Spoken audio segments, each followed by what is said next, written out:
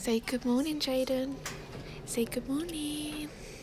So here we have Jayden pulling all funny faces and stretching. We're currently on day 6. I've still got all sticky stuff on me from my trip. But here's the little cutie. What's wrong, Grumpy? What's wrong? He's got all milk round his mush. He's got his coming home outfit on. Because we are officially coming home today, aren't we, Jayden? We're coming home today.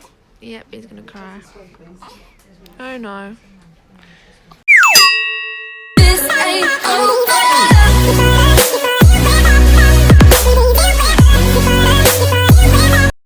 Hello and welcome back to my channel. It's me, Amy. So as I'm recording this bit of the video, my son is currently 8 days old, which makes me 8 days postpartum. Did get some clips yesterday. So I wanted to show you what I look like with the clothes on. These jeans are a size 8. They're a bit tight around my bum area, but apart from that I do fit in them. But I think I would be a lot more comfy wearing a size 10. Something a little bit more comfortable on. But this is what my belly looks like at the moment. I do have a few stretch marks here, and also I have a line where I've been wearing the jeans, so they're not actually stretch marks, that's where I've been wearing the jeans. But my belly is kind of going flat again. I just have like that, you know, like a kangaroo pouch where my skin's stretched. But apart from that, I think it looks okay, to be honest. That's how my belly is doing at the moment. It's flattened out, but it still feels like jelly.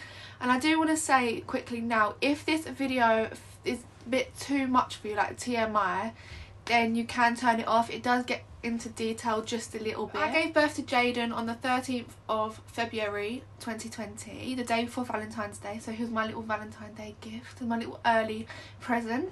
I was born at 6:24 AM in the morning and he weighed 7 pounds 1. A lot of people have been asking why I had to stay in hospital for longer than what I planned to. So obviously I wanted to be in hospital just for the day, just for the night, give birth, go home, but that's not always possible. So they told me I could go home. If I gave birth to him early in the morning, I could go home later on that day or the next day. That obviously didn't go as planned. So when I was in labour, I went into labour late hours on the 10th of February.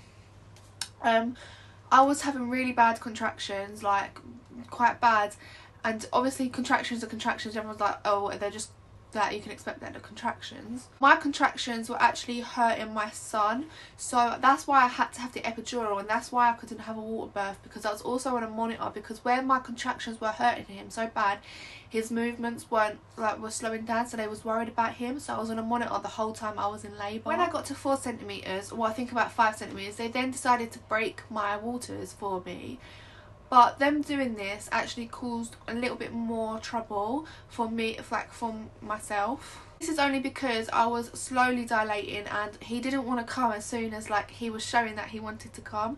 So I didn't actually have him until 24 hours after my waters were broke, which caused him to have an infection. So when he was born, he had to have a cannula, like a drip in his hand, and he had to have antibiotics twice a day. He had to have one at 6 o'clock in the morning and one at like 12 o'clock at night. This was just to flush like obviously the infection.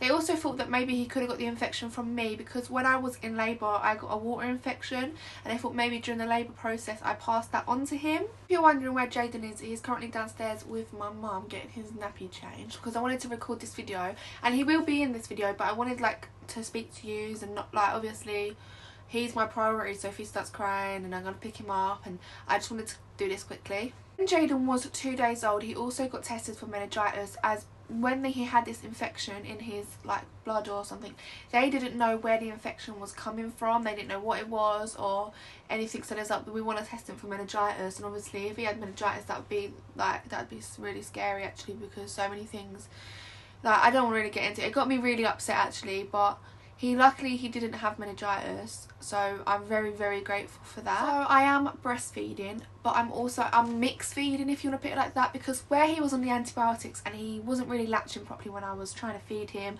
or he was on for like 5 minutes at times and then 10 minutes, so we didn't actually know how much of my breast milk he was getting.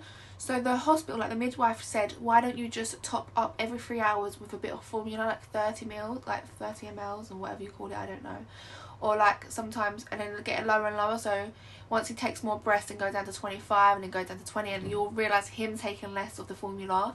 So I was like, yeah, that's a good idea, just to make sure that he is being fed, he is getting all the right amount of food that he needs. But he is taking more to my breast now, so he is more breastfeeding than he is formula feeding. One of the top myths about combination feeding is it will give them a bad belly, but that's not true, because what will give them a bad belly is if you breastfeed formula and then breastfeed like in sections. But if you break it up and like, you know, like if you have this certain routine, I can't really explain it, but it won't give them that upset stomach that everyone says it does. The umbilical cord fell off on the 7th day, so it fell off yesterday, which, oh my god, it was so scary, because like I was changing his nappy and I was like, oh my god, like to my boyfriend, I was like, his umbilical cord's gone, where's it gone? So we had to look for it, like open all his baby grow up and everything, and proper search for it. But he ended up just picking him up and it just fell out. So I was like, oh well, that's alright then. He ain't lost it, because I want to keep that. So just quickly about myself, about how I'm feeling. Obviously I had a natural vaginal birth. I feel really awkward to say this, like to talk about this on YouTube, but it's a postpartum like update, so you know. But down there's actually doing really, really well. Like everyone, I expected it to be quite bad for weeks and weeks, the way like how people explain it for themselves, because obviously everyone's experience is different. But for me, like they say it stings when you go to the toilet, it only stings now and again for me, you know, like but it's actually doing really good. I don't know what else to say about that. Bleeding is moderate. Is that how you say it? I don't know. Moderate. Yeah. So at first, obviously when I first had him, my bleeding was quite heavy, but then on the 2nd to 3rd day it slowed down and like my normal period.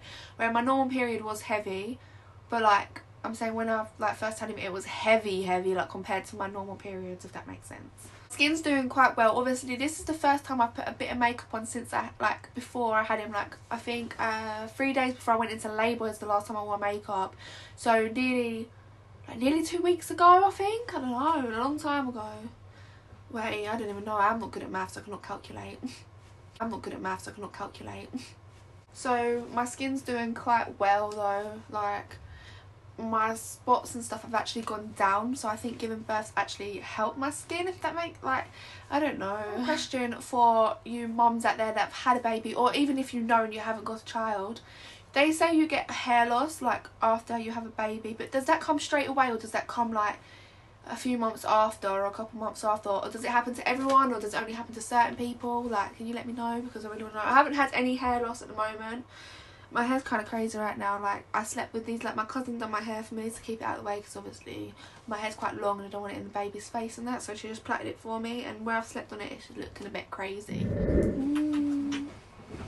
Hello Jayden, are you putting your tongue out at me? Are you hungry still? Are you still hungry? Here he is. He currently weighs 7 pounds, as he lost a bit of weight, but that's normal for babies when they're first born. I'm trying to show you him. Here you go. You're so cute. You're so cute. Yes, you are. Yes, you are. Say hello. Say hello. Ah, is he cute? Oh no. You're crying. Because obviously babies are also born with swollen features, like their nose can look big, their lips, their cheeks, and like if for a baby boy as well, their private area can look pretty swollen. Because you've got to imagine, they've got to fit through a tiny hole, like tinier than them. Am I talking? Are you looking at me talking? Hey, Mr. Little Man. You're so gorgeous. If you enjoyed this video, please give it a thumbs up. Make sure you subscribe and keep yourself notified for the next video. And from now, bye from me and Jayden. Say bye.